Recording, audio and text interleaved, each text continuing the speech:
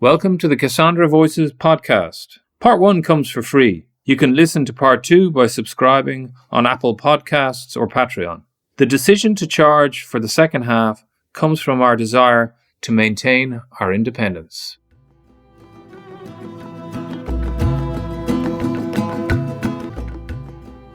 I could see that by the end of March. And I think at the end of March, the UNDP published a report which was widely trailed in Guardian, for instance, and other, major papers saying that half of the jobs in Africa could be lost.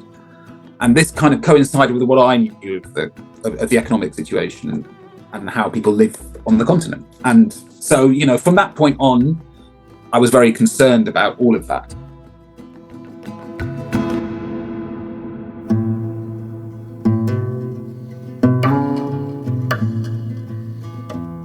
Welcome to the Cassandra Voices podcast, an Irish home for independent journalism with a global perspective.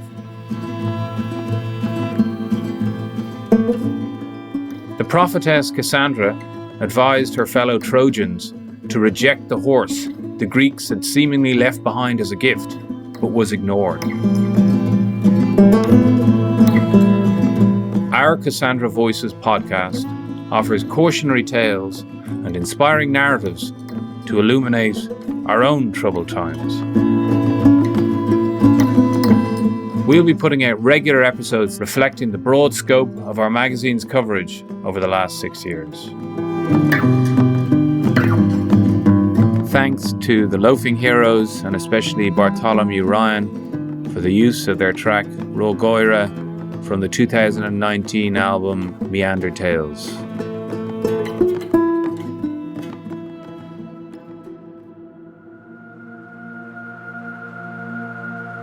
I'm more aware now than I've Mount Everest human being that the poetry grows metaphor evergreen, however leads shadly, deadly, invisibly is beheld hard wrought irony without spider waves, got to be street smart, countrywide, convoid, not yet spiritually gentle, central boy, though I may be bought up in my brittle little mind, captivated by a bargain based mental gentle point, find toddler in the boogie on the tablet, could be, should be singing the alphabet, dropping silly bells, the lyrically fit in, do re mi fa sol la la la, lyrically knit in, smitten. Toby Green is Professor of Precolonial and Lusophone African History and Culture at King's College London, and the author of A Fistful of Shells, West Africa from the Rise of the Slave Trade to the Age of Revolution. He also wrote, along with Thomas Fazi, The COVID Consensus, The New Politics of Global Inequality, which I reviewed for Cassandra Voices last year.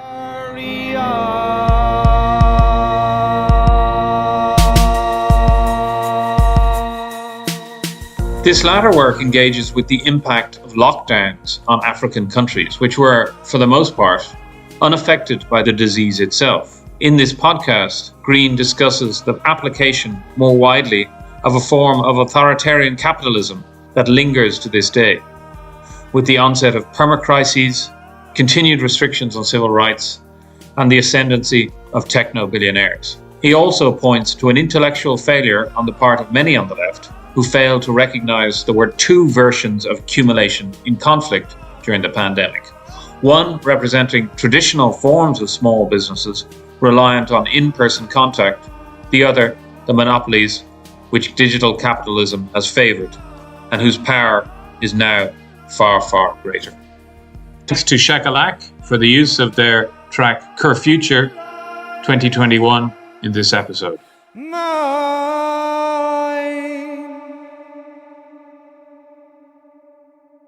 Welcome to the Cassandra Voices podcast. I'm delighted to welcome Professor Toby Green. Toby is Professor of African History at King's College London and author of The COVID Consensus, a book which explores the collateral damage caused by the pandemic response, which has sparked a certain amount of controversy because it amounts to a left-wing critique or a critique broadly from the left of COVID policies. Welcome, Toby. Thank you very much, Frank. It's nice to have this conversation. Nice to talk to you. I want to go back just to your scholarship on Africa. You're the author of a book called A Fistful of Shells, which is an account of West Africa prior to the period of slavery, or of where Western countries began enslaving Africans. It's actually during that period. It's prior to the formal colonial period of the mid 19th century onwards. So it deals with the transatlantic slave trade era. And was that primarily the Portuguese who were involved in that? Well, so I mean, the Portuguese and the Brazilians had the largest share of the transatlantic traffic. But yes, also obviously the British, the French, the Dutch, the Swedes also involved in that. Although the book, primarily, my research was really more from an African perspective of the social and economic changes of the time. Okay, and this was a society, presumably a hierarchical society, or hierarchical societies where slavery would probably have been practiced. It's such a complicated history. I mean, that's one of the things about researching it. I mean, there was a whole range of different societies that in Western Africa during this period, and some were, yes, hierarchical polities with political elites, and some were more decentralized communities as well. So there was a range, and of course that social and political dynamic changed massively during the period from 1400 to 1800 as well. And were these primarily agricultural societies in West Africa? Yes, they were mostly. They were. There were forms of. I mean, it's quite one of the things about the book is that I also try and draw parallels in the political evolution of West African societies in this period to what was going on in Europe. So one of the major historical theories about European states and societies in what's called the early modern period, 1500 to 1800, let's say, is the rise of what's called a fiscal military state, so a state which is linked to armies and taxation. And one of the things I show is that was very much the case also in many African states at the time. For instance, Dahomey, which is in Benin today, was a good example. Asante in Ghana. But they were states which grew with a bigger tax base and developing, standing armies. And so it was looking at some of the similarities in social political evolution between Africa and Europe at the time, linked to economic transformations as well. I've read that racism is a product of that period. Do you think that is the case? Was racism a sort of a self-defense mechanism for people who were perpetrating appalling atrocities, that they could diminish their victims in a way? Yes. I think that's the short answer. Yes, it was, and it clearly emerged in Western societies alongside the transatlantic traffic, and you can see that through a number of examples. Countries like the Netherlands, for example, which didn't participate in the transatlantic slave trade until around 1630. Illustrations, paintings by Dutch artists from the 1630s and 1640s, which exist of ambassadors from the Kingdom of Congo in Brazil, which for a short time was a Dutch part of Brazil, was a Dutch colony, don't have the kind of stereotyped, racialized tropes of traditional 18th century Western art when it comes to Africans. And you can also see that actually in some of the illustrations, paintings which came out of France in the revolutionary era, paintings of delegates from Haiti, for example, at the Assemblée Nationale in Paris, also don't have that kind of stereotype. So there's quite a lot of examples that you can give as a historian which demonstrate this relationship. This kind of dehumanization that was required, in a sense, in order to turn people into chattel. But I mean, presumably within those societies, that must have had a very corrupting influence as well. Yes, I mean, the book looks at, the fundamental argument in the book, it doesn't really focus on slavery as much as economic history. Its real argument is about how the transatlantic slave traffic was included in a broader economic relationship between Africa and the West, which led to economic inequalities. Fundamentally, that, because it has also often been stereotyped within Western history as a kind of barter trade between African and European, between European traffickers in Africa and African traders. But in fact, what the Europeans generally brought were goods used, were currencies, were things that were used as currency in Africa. But over the course of that period of history, those 3 centuries, the value of those currencies declined, whereas the value of gold, which Africa exported from, for example, today's Ghana, and also the labour produced by enslaved Africans in the West, produced accumulated value in the West. So it's actually an economic argument as much as anything that the book makes about the history of inequality. So it's very much a book which everybody, when it came out, saw it as a book from the left. Anticipating the next question then, so philosophically you were, I suppose, focused on, in a sense, righting the wrongs of the past and acknowledging the impact of, I suppose, a form of authoritarian capitalism. I mean, any writer's going to necessarily right the wrongs of the past, but I mean, my research interest was in developing new. So I did quite a lot of new archival research around the world in archives which historians haven't usually used for this kind of work in Latin America, for instance.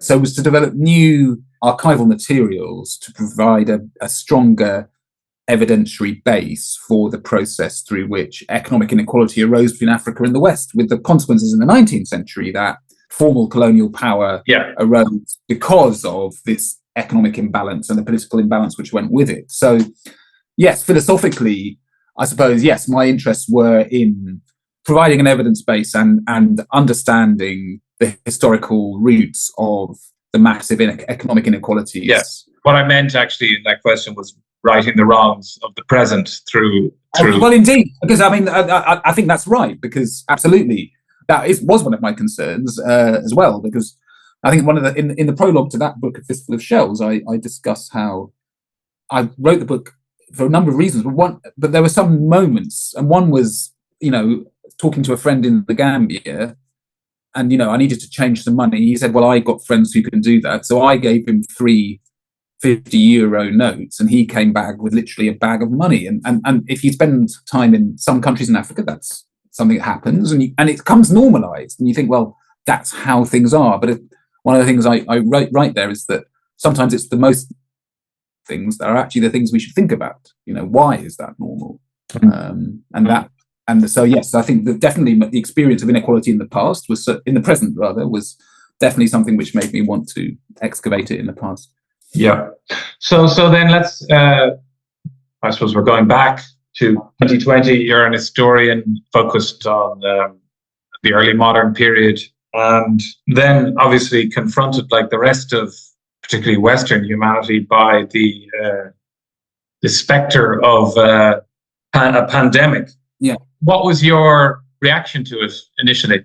Well, I think initially I was worried about it, and in the very first 2-3 weeks of March, was worried about it. I mean, there was an additional factor as a historian of West Africa. I was supposed to be I was going to be doing a project in the Gambia in April with schools and teachers, because one of the things I've done with my academic work on pre-colonial Africa is work on syllabi for teaching African history, both in the UK, but also in West Africa. I've worked with a number of colleagues in different countries in West Africa where English is used. We've developed free materials which are available online for students in West Africa to use. And I was going to go and do some work there. And in fact, anyway, obviously, so I was concerned about that. And I was also concerned, but very quickly, I'm somebody who had spent much of the previous 15-20 years professionally working with colleagues in different countries. As I say, I worked with colleagues in English-speaking countries on syllabi for teaching history. So I've done work with colleagues in Ghana and Sierra Leone. But I also had worked quite a lot with colleagues in Portuguese-speaking countries which were Portuguese colonies in the 20th century, Angola and Mozambique, Guinea-Bissau. So I had colleagues around the continent, and a bit of backstory, Frank. Before becoming an academic historian, I worked as a journalist in my 20s, and I wrote a travel book about West Africa. So I knew people in different. I didn't just know academics, So I suppose that's what I'm trying to say. I've one of my oldest friends anywhere, actually, somebody I met in 1995 who was Senegalese, who at the time of the pandemic, he was kind of middle class Senegalese, I guess. He had a motorbike and was traveling to the Atlantic coast to pick up fish and then sell it in the market. Certainly not a member of the elite. So I had people in different backgrounds in many different countries in Africa, and I could see that by the end of March. And I think at the end of March, the UNDP published a report which was widely trailed in Guardian, for instance, and other major papers saying that half of the jobs in Africa could be lost.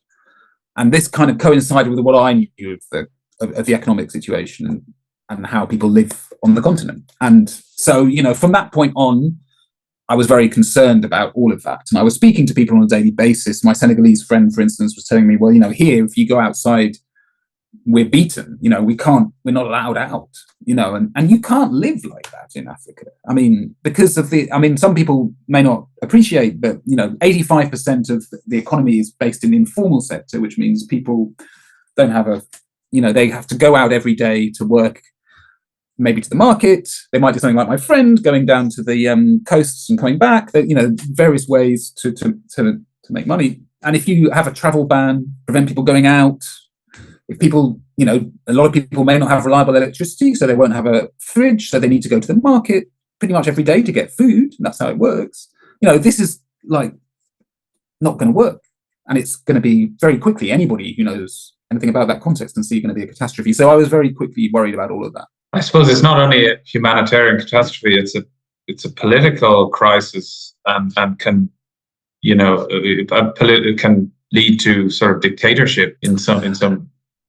Well, yes, and that's actually one of the things we saw, and various colleagues in Africa have written about this. A colleague in Angola, for example, Fernandes Wanda, has written about this, a short book on COVID in Angola, about how, yes, I mean, in a situation where the state is weak, it doesn't have many resources, how are you going to enforce a draconian policy which can only cause enormous hardship to people, which they will try and circumvent as best they can, and it will only be through authoritarian measures? And I think the standout example of that is South Africa. South Africa, the Minister of the Interior said, I think sometime around about the middle of 2021, so after about 15 months of the pandemic, that the South African police had arrested over 400,000 people in South Africa for breaching coronavirus regulations. I mean, it's a staggering statistic. And it shows, of course, firstly, that people were breaching these because they had to in order to survive. It shows how completely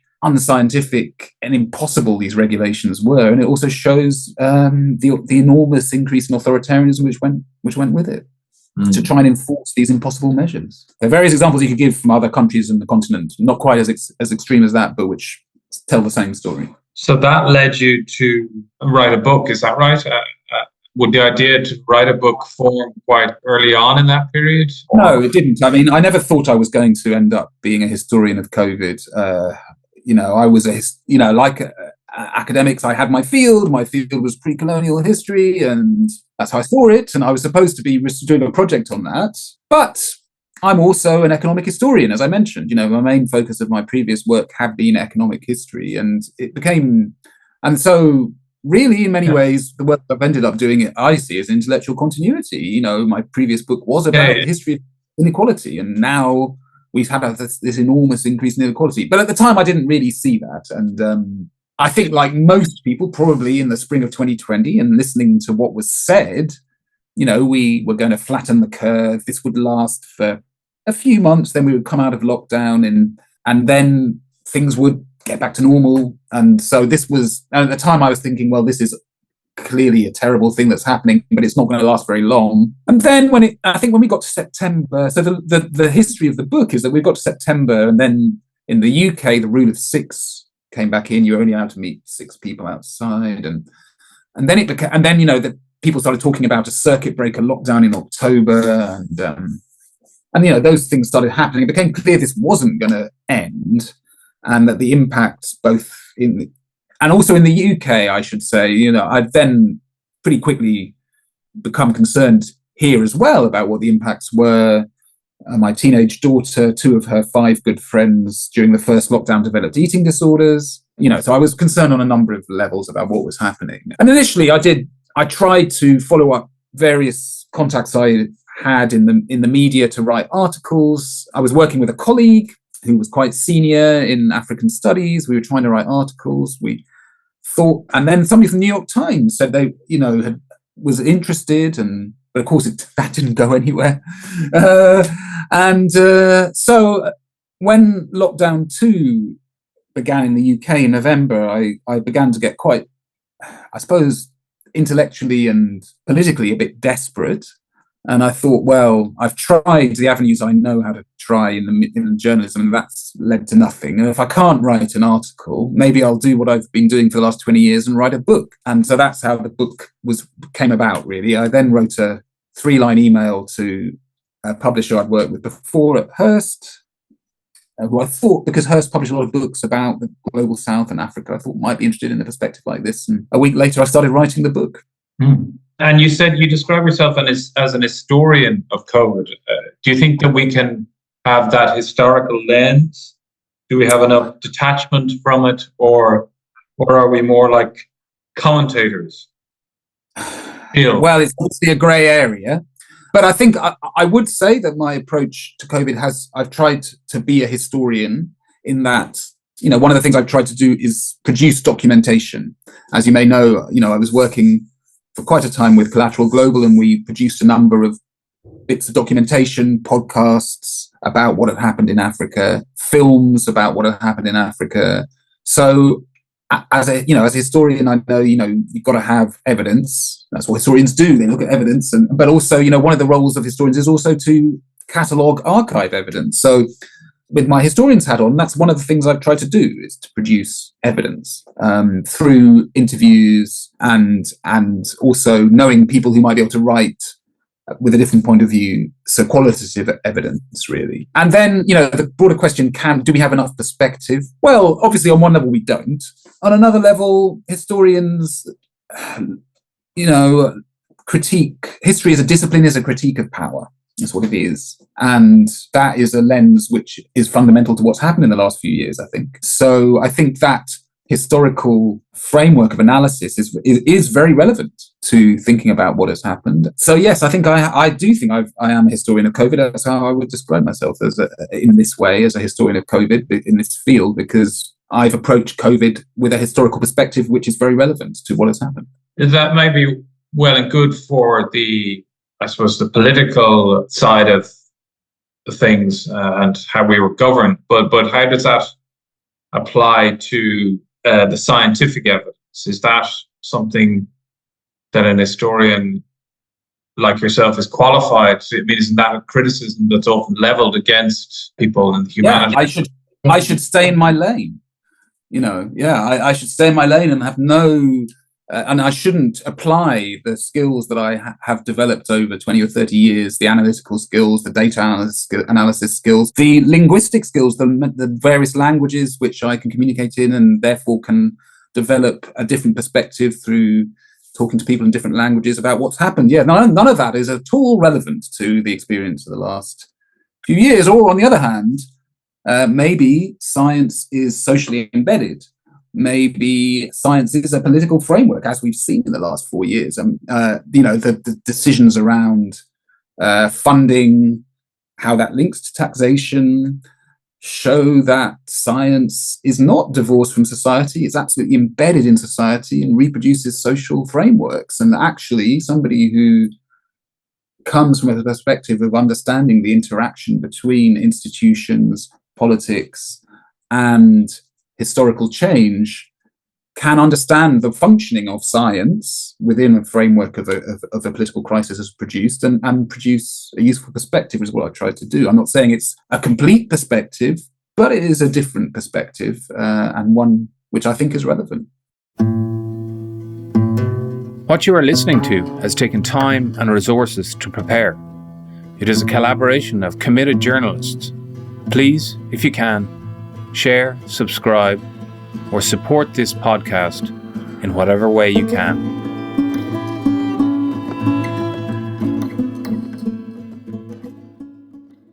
Okay, and so how did the collaboration with Thomas Fazi emerge?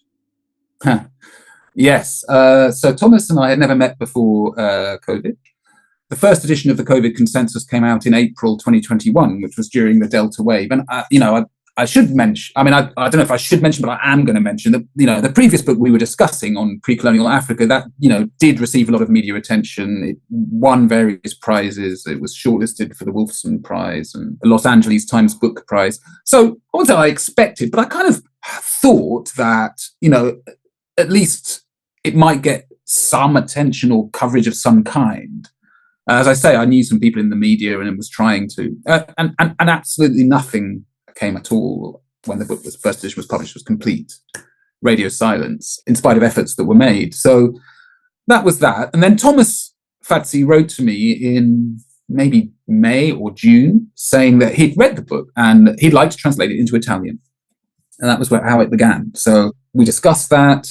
And then, people may remember that it was over the summer of 2021 that things related to COVID vaccine passports, the Green Pass in Italy, came into being. And Italy was the starting point for that, in fact. It was where the Green Pass began.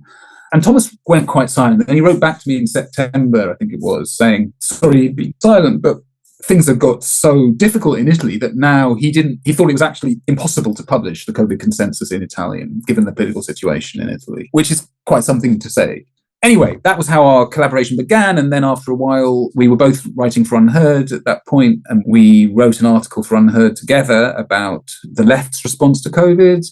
Then we wrote a number of other articles. And then obviously the first edition of the COVID consensus was quite a short book and ended because it went to press in February 2021. It ended before the vaccine rollout had even really begun properly. So it needed a big update. So I suggested to Thomas that we could do it together, and that's what happened. And what did he bring to the table as a matter of interest?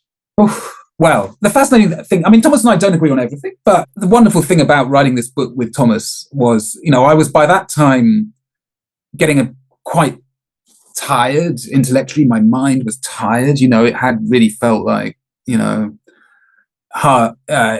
hardest thing I would say in my academic career or writing career that I've ever done, certainly by far. And so I think Thomas and I had virtually exactly the same view on the entire thing. I think there was like only maybe 2 or 3 lines where we said, I wouldn't put it like that, or I wouldn't put it like that. He was able, there were things that I wanted to put in the second edition, but I'm not sure if I would have had the energy to do it. And when he produced a draft of those elements, it was like, that was what I wanted to say, but didn't have the energy. We really did share a kind of perspective, and fundamentally, this isn't a book which should have been written by one person anyway. It really should have been a collaborative enterprise because there were so many different areas which it touched, and I don't think either of us, I didn't have fully the kind of political or the background in the politics and economics of neoliberalism which Thomas had. And Thomas didn't have fully, obviously, the background in history and economics of the global south, which I bring. So I think putting that together, I think that was quite a powerful collaboration to do. And so it's definitely stronger being written by more than one person because of the range of things we were able to touch on. And there wasn't exactly radio silence greeting it. There was some static to be heard on the airwaves. It was, I think, memorably reviewed in The Guardian by Richard Seymour, who took issue with some of what he described as the conspiracy theories. Is that right? Yeah. Yeah, well, the interesting thing about The Guardian actually reviewed it twice. Larry Elliott came out with a first-page long review in his economics column, which was positive.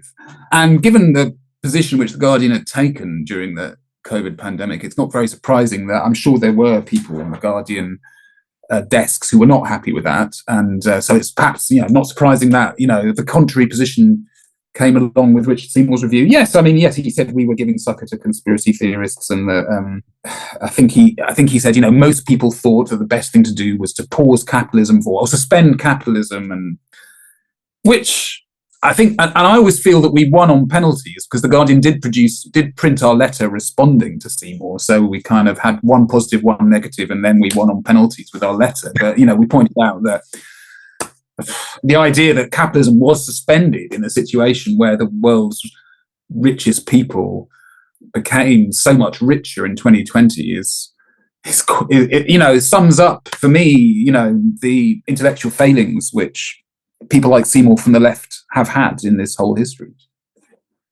Yeah, and I suppose the Guardian itself, and it begs the question: well, whose interests are they serving, or are they simply people who, well, maybe we'll discuss it in due course, whose analysis was somehow affected by their sort of antipathy to maybe Donald Trump or Boris Johnson, or were they incapable of sort of dispassionate reasoning at that time? So but in the book you discuss a struggle at the heart of capitalism, which COVID drew attention to. What is that struggle? And presumably that's ongoing. I think it relates to the point you just made, actually, about the Guardian, in that, what we actually, in a way, what we saw was two versions of accumulation in conflict. Capital accumulation, the traditional form of small business keepers, people who rely on dealing with other people in person, and those traditional small c capitalist business interests, which were generally the engine of liberal capital democracy from the 20th century, let's say. And during the pandemic, what we saw was, those interests and the papers which generally have supported those interests the most. So in the UK, that would be the Daily Mail, that would be, the Telegraph, those, and they had a particular view, which was, not very surprisingly, opposed to this framework. But then, and that's, pretty much a traditional right-wing position. 20th century, let's call it a 20th century right-wing position. But then, of course, you have the propaganda of the internet, the monopolies which digital capitalism have favoured, and the fact that propaganda and that economic power is now far greater. The propaganda. So for example, in 2020, some people who I was discussing this with, colleagues, were saying, well, that you are supporting positions which are being defended by, the Brexiteer, Daily Mail right, and so on. And then I would respond and say, well, that you are supporting positions which are defended by the largest corporations in the world, like Facebook and all the pharmaceutical companies. And this was a conflict at the heart, really a technological conflict as much as anything, because those interests, those corporations, those monopolies, as we all know, the internet favours monopolies, effectively won out.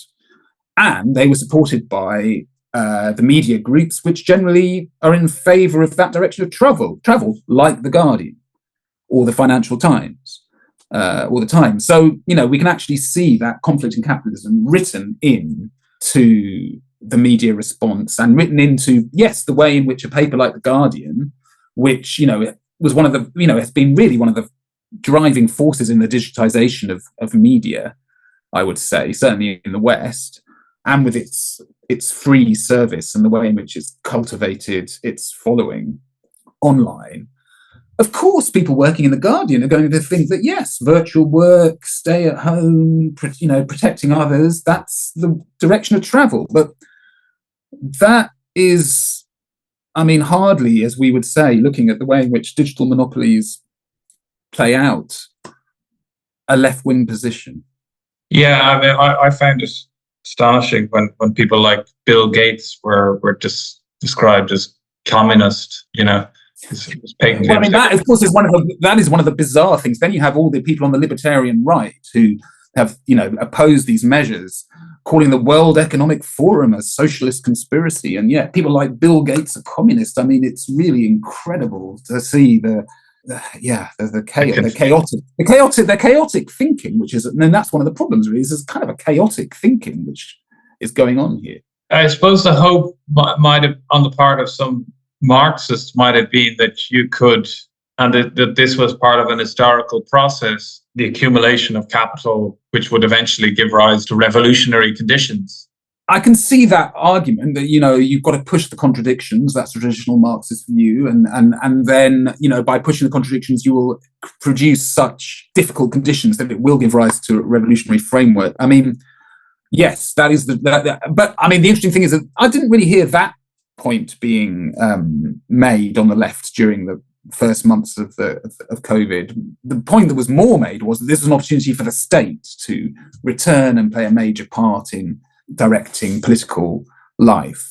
And I think that for me was where the Seymour left was coming from. That for me, it was a massive intellectual failing again, because it was behaving as if the Keynesian state was still alive and well, and anybody who looked at the financial crisis in 2008 knew that wasn't the case. And in fact, the left had been the part of politics which had most critiqued the response to the financial crisis, the socialization of losses, the privatization of gains. That was the left's critique, people like Naomi Klein. So why did that left think that things were going to be any different when the next major crisis came around? And of course, they weren't. What happened was exactly the same thing. Corporations made massive killings. The state is left with massive austerity, and the poor pick up the tab. That's exactly what happened in 2008. And it was a huge intellectual failing of people like Seymour to assume it was going to be any different. Well, perhaps if policies had been followed slightly differently, if, for example, rather than relying on lockdowns and a vaccine, we had instead built up our hospitals and, improve access to healthcare, it might well have. I absolutely.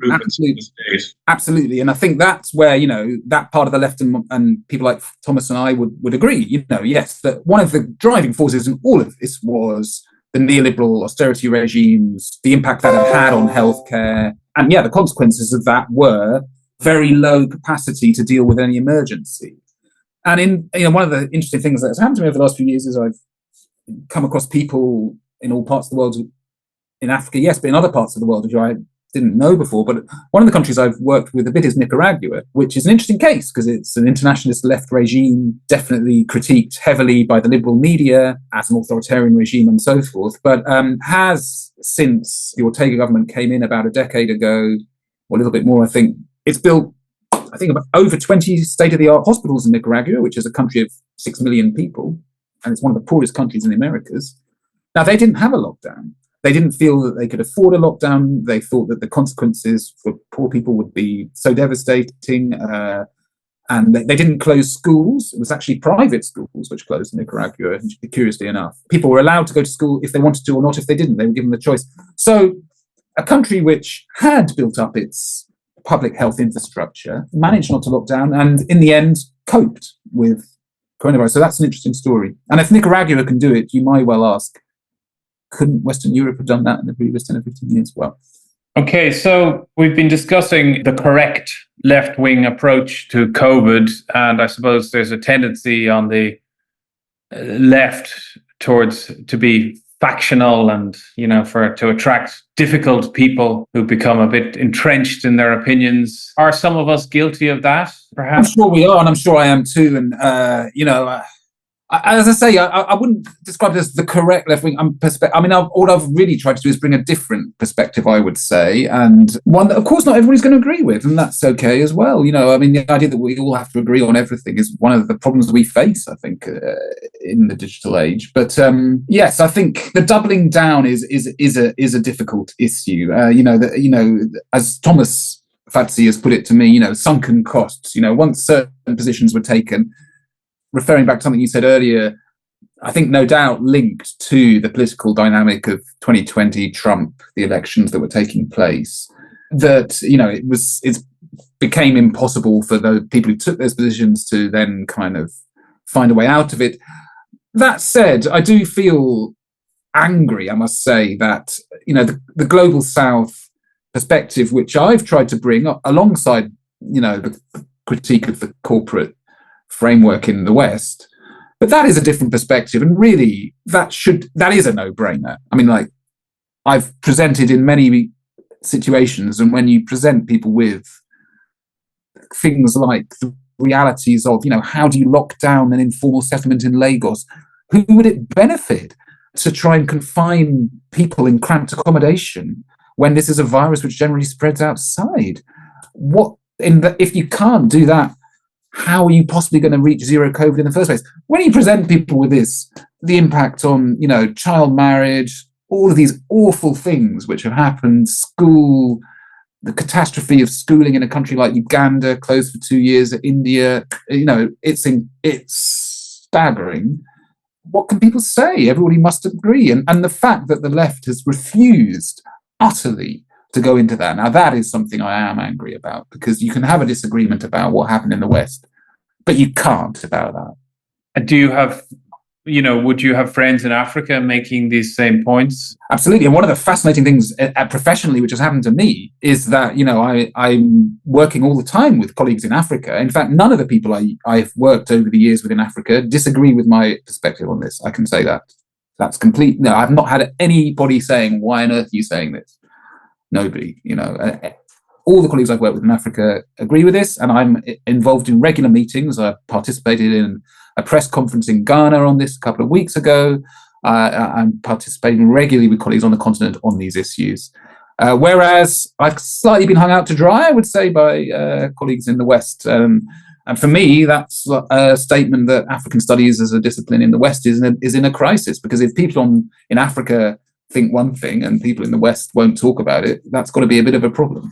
Right. So do you think that has major implications then for development and for the way people living in Africa interpret Western motives in Africa that are sort of even humanitarian motives? Is there I think as a historian, I sometimes do think that in 10 or 15 years' time, people might look back at COVID policy as the straw that broke the camel's back. I think that on the one hand, I think one of the interesting things coming from the perspective I do is that, it's not like people in Africa already had a big trust in the state.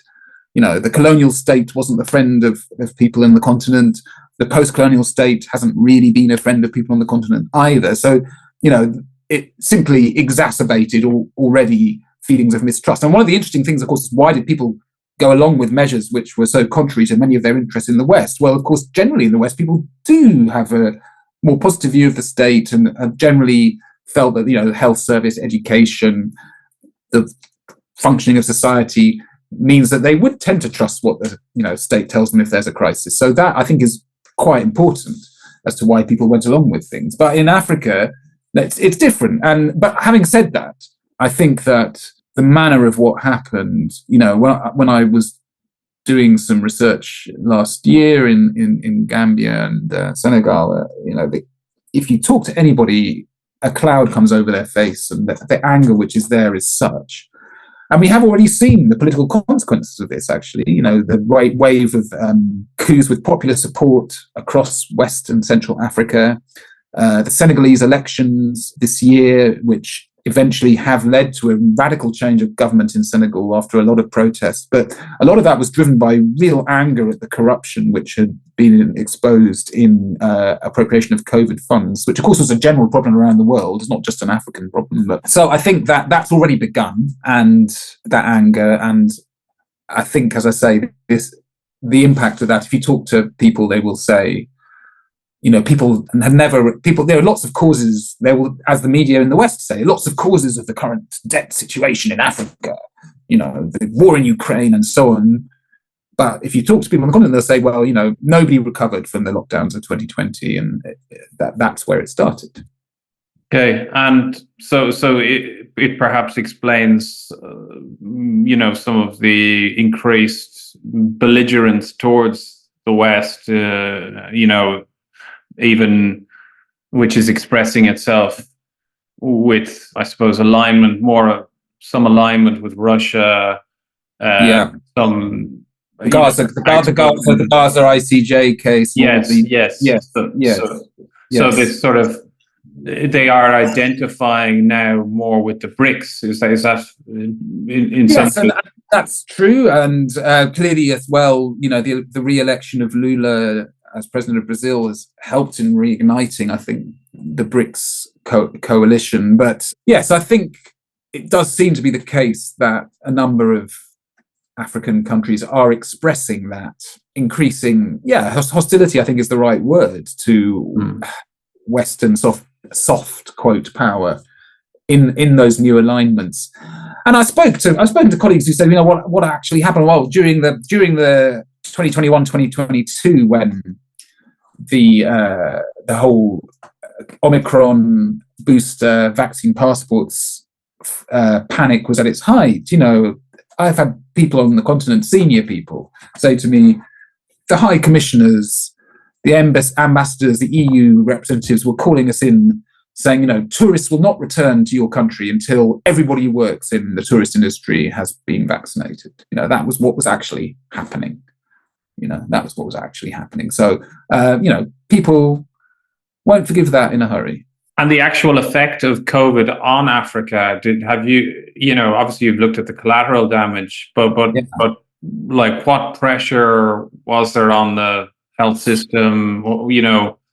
Did it really register compared to other enduring? It's quite hard to say. It is quite hard to say in that, if you look at Nigeria, for instance, I think Nigeria's got 3,155 registered COVID deaths. Well, this is a country with a population of around 230 million. One expects that it is more than that. But if you talk to anybody, really, nobody will tell you. Very few people will tell you this was anything significant medically. Certainly there are some differences. I think Southern Africa, COVID does seem to have had more of an impact. It does seem, people I've spoken to in Zambia, for instance, or Zimbabwe, does seem to have had a bit more of an impact. But people I've spoken to in West Africa, in East Africa, really, people just get angry when they talk about it. They say, people, they will tell you, I had one person, several people actually telling me, I went in with malaria. They told me I had COVID. They want me to go and pay money to go and stay in the quarantine centre, and they were just angry about it. So that's the public perception. To listen to the remainder of this podcast and access bonus material into the future, please consider supporting us with a subscription.